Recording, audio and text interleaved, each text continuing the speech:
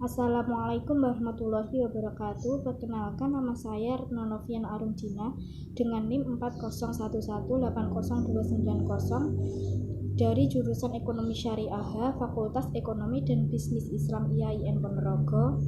Yang saya hormati kepada dosen penguji dan kepada Ibu Dwi Setianugrahini MPD selaku dosen pembimbing. Pada kesempatan kali ini saya akan mempresentasikan hasil penelitian saya yang berjudul Analisis Perilaku Konsumen Generasi Milenial pada Produk Franchise Boba di Wilayah Madiun dalam Tinjauan Ekonomi Islam. Yang pertama adalah latar belakang. Di era sekarang atau zaman sekarang, minuman boba adalah minuman yang paling tren di kalangan generasi milenial. Pada dasarnya, produk atau minuman franchise boba itu memiliki harga yang mahal. Namun, jumlah minat beli konsumen itu akan sedikit. Akan tetapi, pada kenyataannya, minuman franchise boba itu memiliki harga yang mahal, justru sangat diminati oleh kalangan milenial, dan bahkan itu menjadi kebiasaan perilaku konsumsi. Harga dari minuman boba itu sendiri berkisar 8.000 sampai 20.000. Harga tersebut sudah termasuk topping. Nah, porsi dari minuman boba ini sedikit karena jumlah es itu terlalu banyak dibandingkan dengan isi minuman. Mereka mengonsumsi minuman boba itu 3 sampai 4 kali dalam setiap minumnya. Kebiasaan perilaku inilah yang menjadi permasalahan di kalangan anak milenial zaman sekarang. Nah, selain itu, perilaku konsumen generasi milenial sekarang ini juga menunjukkan sikap yang tidak sesuai dengan teori etika dan ekonomi Islam yang terdiri dari nilai keseimbangan, nilai moderasi atau kesederhanaan, nilai kesucian, dan nilai pertanggungjawaban. Di sini banyak konsumen, khususnya generasi milenial itu mengonsumsi boba itu tidak sesuai dengan kebutuhan. Artinya mereka itu mengonsumsi minuman boba itu hanya untuk memenuhi keinginannya, bahkan menjadi kebiasaan dalam memenuhi kebutuhannya, sehingga hal ini dapat menimbulkan kemudaratan. Padahal kalau dilihat dari perilaku konsumen Islami, kegiatan konsumsi itu tidak boleh dilakukan secara berlebihan karena itu dapat menimbulkan kemubaziran. Yang kedua adalah rumusan masalah. Di sini saya mengangkat 2 rumusan masalah. Yang pertama itu ada bagaimana perilaku konsumen produk franchise boba di wilayah Madiun pada generasi milenial dalam tinjauan ekonomi Islam. Nah, yang kedua itu ada apa saja faktor-faktor yang mempengaruhi generasi milenial tertarik membeli minuman franchise boba di wilayah Madiun dengan harga yang mahal. Nah, selanjutnya teknik dan metode penelitian. Metode yang digunakan adalah metode kualitatif. Jenis penelitian yang digunakan dalam penelitian ini adalah penelitian lapangan atau field research.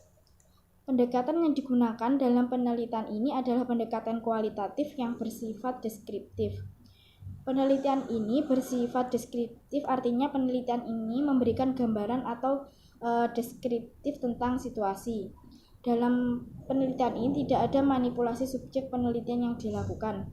Nah, deskriptif ini dimaksudkan untuk dapat mendeskripsikan analisis perilaku konsumen generasi milenial pada produk franchise boba di wilayah Madiun dalam tinjauan ekonomi Islam. Lokasi penelitian itu berada di outlet produk franchise boba di Madiun, diantaranya ada Dinginku Dolopo, Dinginku Pagotan, Dabotaiti Dolopo, dan Bobate Madiun. Nah, peneliti ini tertarik melakukan penelitian di wilayah ini karena tempat tersebut itu sangat ramai dikunjungi oleh para pencinta boba untuk membeli produk tersebut. Selanjutnya data dan sumber data. Untuk mempermudah mendapatkan data, maka peneliti melakukan penelitian langsung ke lapangan dengan menggunakan melalui observasi dan wawancara. Selanjutnya, teknik pengumpulan data. Teknik pengumpulan data yang digunakan dalam penelitian ini ada 3. Yang pertama ada wawancara, yang kedua ada observasi, dan yang ketiga ada dokumentasi. Wawancara itu dilakukan oleh responden generasi milenial atau konsumen generasi milenial yang ada di Dinginkui Indolopo, Dinginkui Pagotan, Dabo Taiti, dan Bobatem. Observasi ini dilakukan di beberapa outlet minuman Francis Boba, yaitu Dinginkui Indolopo, Dinginkui Pagotan, Dabo Taiti Indolopo, dan Bobatem Madiun. Dokumentasi ini berupa foto atau subjek yang digunakan sebagai pelengkap dalam penelitian. Dengan metode ini, peneliti dapat memperoleh data dan informasi dari konsumen minuman Francis Boba, Dinginkui Indolopo, Dinginkui Pagotan, Dabo Taiti, dan Bobatem yang digunakan sebagai data dalam penelitian. Nah, teknik pengolahan data yang digunakan ada 2. Yang pertama, editing dan coding. Selanjutnya, teknik analisis data yang digunakan dalam penelitian ini ada 3. Yang pertama adalah reduksi data, yang kedua penyajian data, yang ketiga ada penarikan kesimpulan. Selanjutnya, teknik pengecekan keabsahan data. Dalam pengecekan keabsahan data, penelitian ini menggunakan triangulasi sumber. Triangulasi sumber dilakukan dengan cara mengecek data yang telah diperoleh di lapangan melalui beberapa sumber dan responden penelitian. Selanjutnya, saya akan membahas tentang hasil dan pembahasan. Berdasarkan hasil analisis yang saya lakukan, dapat disimpulkan bahwa perilaku konsumen menunjukkan sikap yang tidak sesuai dengan etika dan norma konsumsi Islami, yaitu nilai keseimbangan, nilai moderasi atau kesederhanaan, karena mereka itu mengonsumsi tidak sesuai takaran atau berlebihan. Dalam melakukan kegiatan konsumsi agar terciptanya manfaat yang baik harus sesuai dengan nilai keseimbangan, nilai moderasi, nilai kesucian, nilai pertanggungjawaban sehingga tidak menimbulkan kemudaratan. Jadi di sini perilaku konsumen itu harus menunjukkan etika dan norma konsumsi agar kegiatan konsumsi yang dilakukan tidak menimbulkan kemudaratan atau kemubaziran. Nah, faktor-faktor yang mempengaruhi perilaku konsumen dalam melakukan kegiatan minuman Francis Boba di wilayah Madiun merupakan hal yang biasa dalam diri konsumen, khususnya generasi milenial. Mereka mengonsumsi minuman boba hanya karena mengikuti teman di sekelilingnya.